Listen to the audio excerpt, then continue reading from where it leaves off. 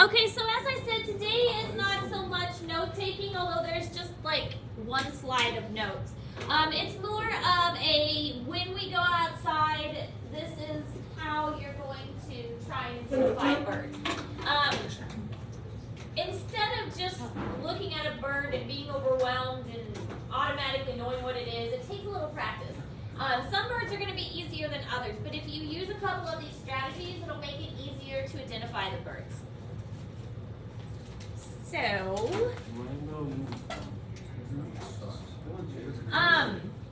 there are two main ways to identify birds, and it's visual and auditory. Because birds have unique calls, just like we talked about the frogs having unique calls, you can hear a bird call and identify it. Same with visual. After some practice, you can look at a bird and be able to tell what it is. Both of them do take practice though, and as I was saying, our test will probably be a field test. Well, we'll have the regular kind of test, but the identification portion will be a field identification. So we'll go outside, and I think we have enough clipboards for everybody, and you'll write down 1 through however many, and I will say, okay, identify that bird. Okay, identify this call. Things like that. So.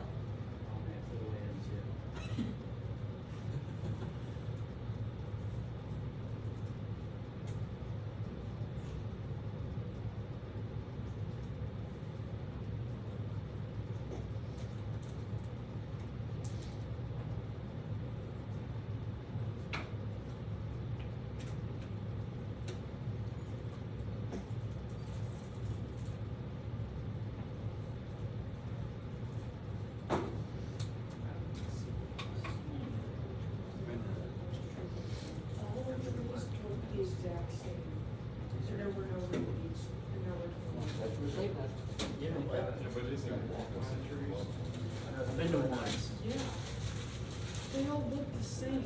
None of them have leaves on them.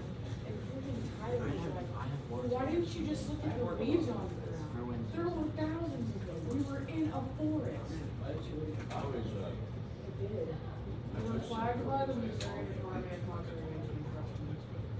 Like 10 of them look the exact same. And the other 5 was well, Jamestown, they were like sitting there and they were like, I was pretty freaking like put a piece of it in their mouth. I was like, this is a pin-up tree. Trust me, they're number one. Okay, so this list, I know it's really small, but this is in Google Classroom. It's in your student notes section. The 20 birds on the side are the ones that could be on the bird field quiz. Now, remember, on your actual test, you will have more birds because we'll have like ostrich and penguin and stuff like that, parrots, which will not be on the field quiz. Overall, you'll have 10 different orders. Remember that we had 23 different orders, so I narrowed it down to 10, and these are the 10 that we're going to focus on the most, although we will kind of touch on the other ones too. So this is really where our focus is going to lie. We might add more to this if I find any more birds that I like around here.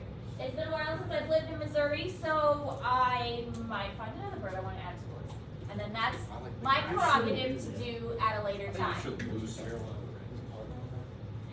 Okay, so tips for identifying birds.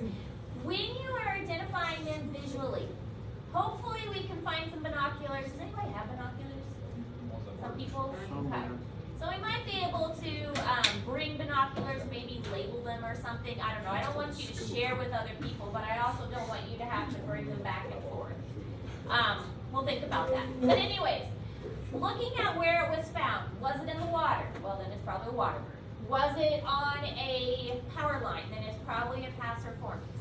Was it soaring and not flapping its wings? Well, it could be a falcon type or it could be a turkey vulture.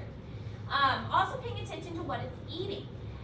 What kind of food was it eating? That's going to be an indication of what bird it is. It might be eating insects, or it might be eating seeds, or it might be eating a mouse. Then those kinds of things will help you determine as well. What is the overall shape and size? So if you're looking at kind of the silhouette of the bird, paying attention to, does the beak curve down? Is the body really stocky or is it really streamlined? Those things will also help identify.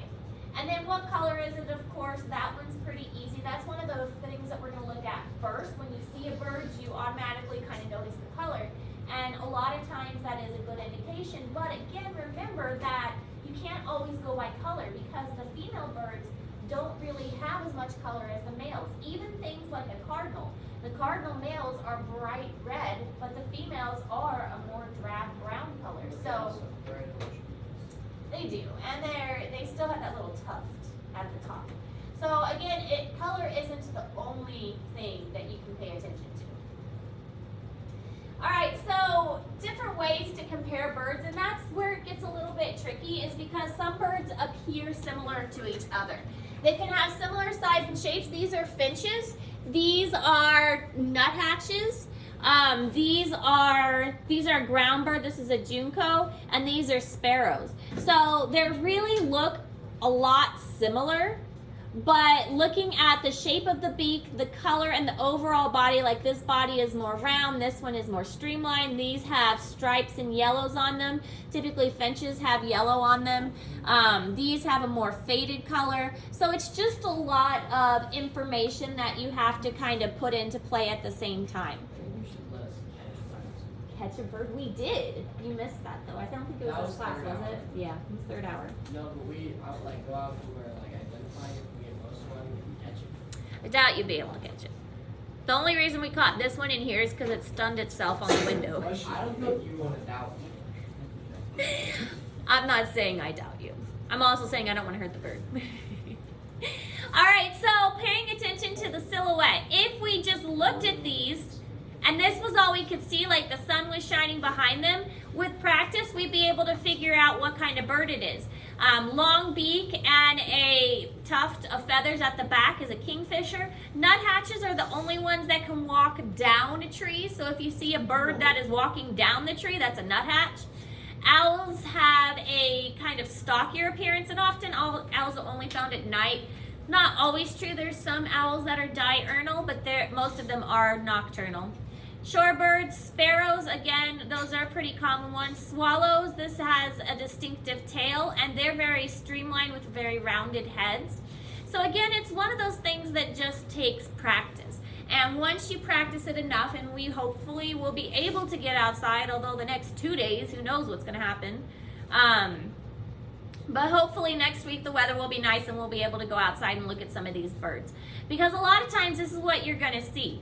From a distance, you're only going to see a shape and you're not going to be able to determine the color or things like that. But even from this, you can tell, okay, this one's on the ground and it's next to a pond. There's a pond. And so this is some kind of shorebird.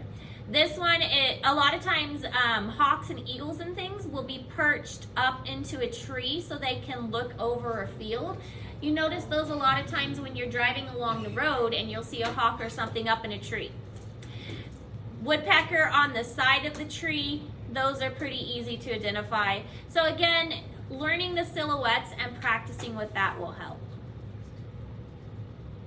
This one still says Kansas, but a lot of these are found in Missouri as well. Mourning dove, northern cardinal, red-bellied woodpecker. Eastern bluebird, our state bird. Blue jays, Cooper's hawks. We actually have more red-tailed hawks around here, but there's some crows here. Yeah, there's some pretty good-sized crows. Yeah.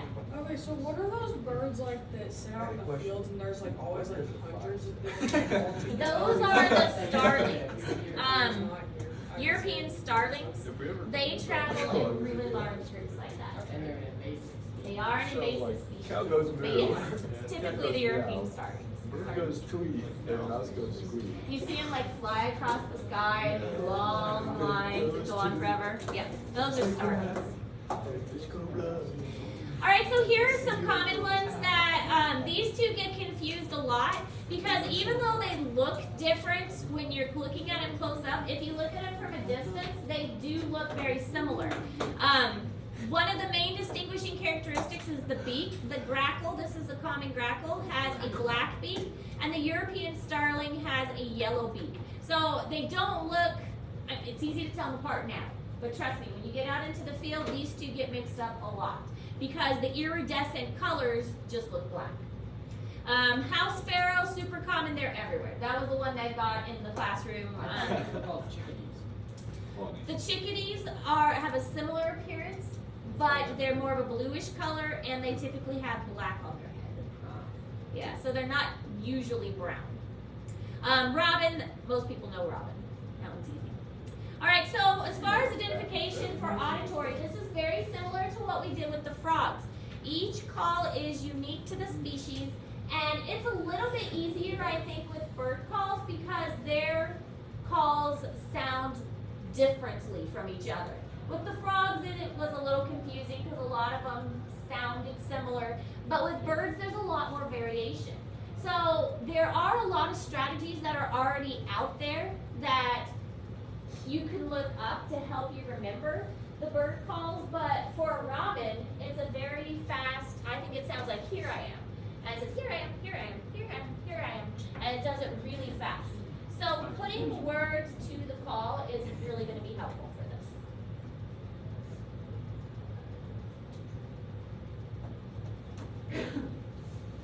And we will practice with that. In fact, today's assignment is bird call identification. I've given you a couple websites that have bird calls. You'll do just like you did with the frog calls. You'll write down some things to help you remember the different bird calls for that list of 20. We did do this Friday. No, what we do next Friday. Only thing due this Friday is the bell work and the dissection prep. Isn't Well, no, poster and They rest on my Yep, arm those things like as well. an I eagle love on those. a I was perch. thinking bird stuff.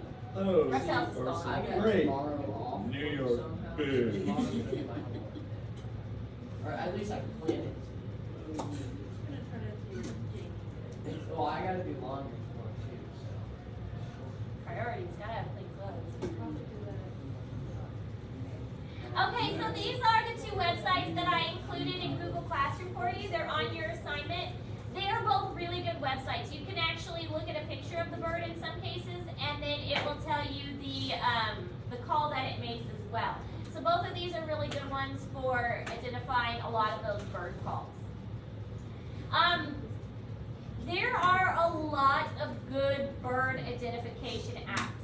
When we go out, you can take a picture of the bird with your phone and it will often identify it for you.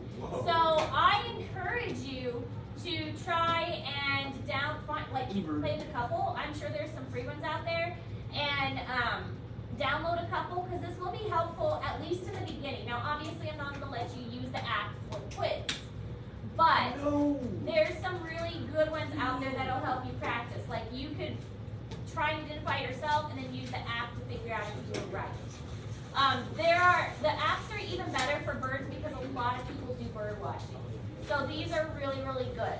So I would encourage you to download a couple different bird apps and then start playing around with them to see what you can figure out. All right, so we will be going outside to view the birds, but not today. We've got some more assignments to do today, and it's still cold. 34. I'm not freezing. It's not even that cold. out. We will go out next week. Next week. Man, I promise. who complained about the weather? It But- was worse yesterday. But we are gonna go out next week because we have to get some practice. It'll give the birds some more time to migrate back anyways. We will be making our own field guide, but we're not gonna start that yet. That's a bigger project that we're gonna probably start next week. I wanted to give you some more time to work on the bird calls before we got into the field guide because that is gonna be a bigger project. Did I tell you that I almost hit a big goose? Yeah, you did. I'm glad you did.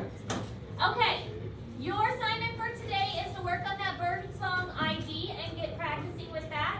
And make sure you've got the dissection prep turned in, that's due Friday. Then you've got the reptile poster and the extra credit both due Friday. Questions? Bird calls will be due next week. See, my biggest thing with the things Right, Friday get to work. is I'm one of those guys like, oh, I'll just do it Thursday night, Friday. Like Friday. And then forget to do it.